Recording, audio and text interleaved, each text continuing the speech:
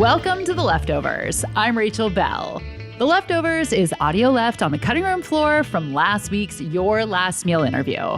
And today, you'll hear never-before-heard cuts from Karen Akunowicz, James Beard Award-winning chef, Top Chef contestant, and chef owner of 2 Boston restaurants, Fox and the Knife and Bar Vulpe.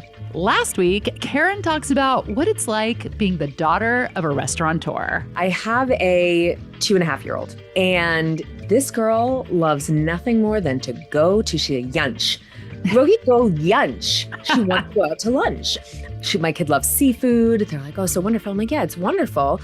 Until she's 2 years old and you're ordering her the $45 scallops and she won't even look at the kids menu. So that is also these little bougie babies. Oh, she is a little, she's my broke bestie. She is a little bougie baby. If you missed that episode, I recommend pausing this one and going back to listen to that one first.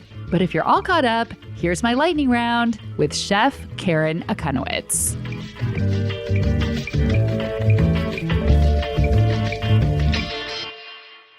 What is your perfect birthday cake? For my birthday, if I was going to have cake, I would have carrot cake from Flower Bakery. Is that in Boston?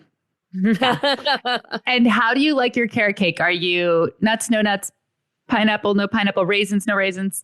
I just like it the way that Joanne Chang makes it at Flower Bakery. That is the carrot cake that I like. And I love cream cheese frosting because it's not too sweet. So delicious.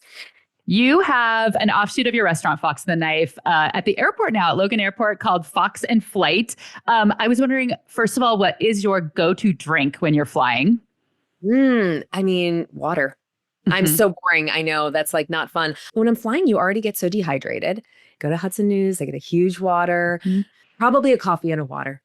Do you bring food on the plane? Do you make something? Do you buy it at the airport?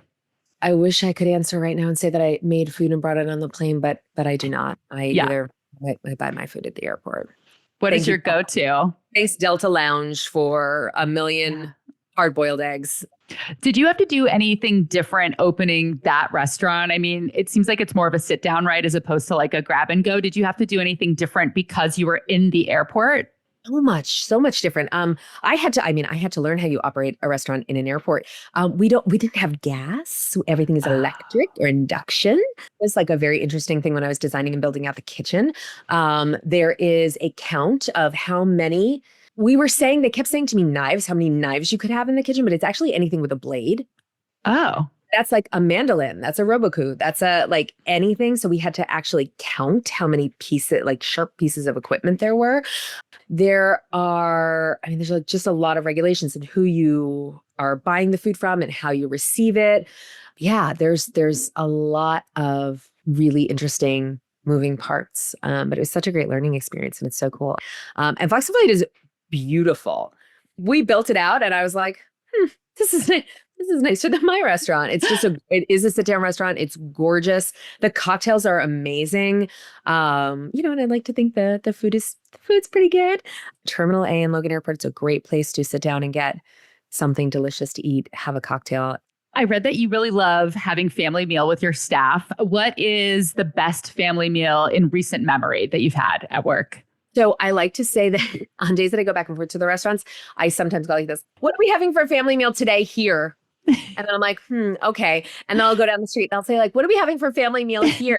And I'm like, oh, this is better than what they're having.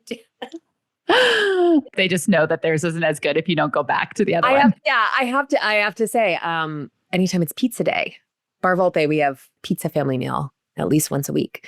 We use our focaccia dough and it's awesome. And anytime it's pizza day is my favorite family meal day. What would you say is like the food of Boston that it's known for? And what's something that you think it should be known for that's not as nationally known? I don't know. What are we known for? I mean, maybe lobster rolls, seafood for sure. For a very long time, there was a very antiquated point of view that's like baked beans and scrod.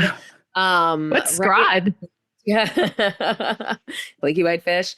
But I do think when people come into town, it's like, where's the best lobster roll? Where do you get oysters? That kind of thing. So, I think that's probably what it's known for. But what we should be known for is there's so much amazing, diverse food in the city. We're a small city, but a great one. And it's like get outside of the tourist areas, get into the neighborhoods, get into all the small food places that are so fantastic. I think you won't be disappointed. What's your favorite restaurant or one of them right now? My favorite restaurant has been the same for maybe it's 12 or 13 years now. It's Sarma Restaurant in Somerville.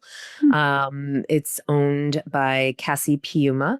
It's a modern Middle Eastern restaurant, and it is warm. It's inviting. The food is some of the most creative that I've ever had. It changes all of the time.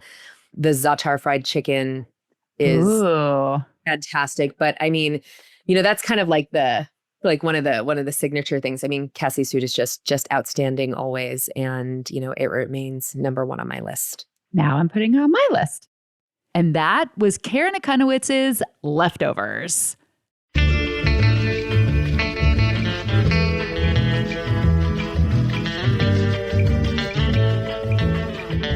I looked up the flour bakery carrot cake that Karen loves because I wanted the details, and it does have raisins, it has walnuts, and on top of the cream cheese frosting, it's decorated with candied carrot.